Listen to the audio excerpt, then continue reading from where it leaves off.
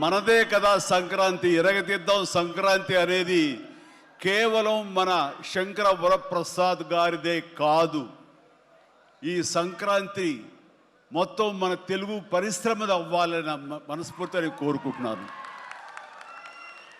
అందరికీ డార్లింగ్, ఇందా మన అనిల్ చెప్పినా ఎవరు చెప్పినా, ప్రభాస్ రాజా సాబ్ కానీ,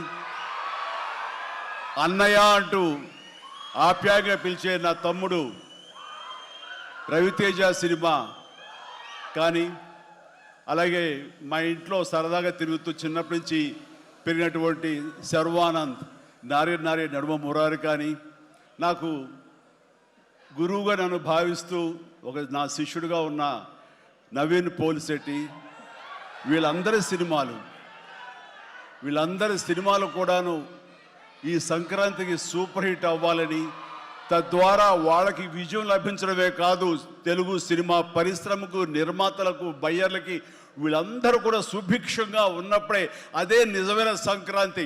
ఆ సంక్రాంతి కావాలనే కోరుకుంటున్నాం, జరుగుతుందని ఆశాభావాన్ని వ్యక్తం చేస్తారు.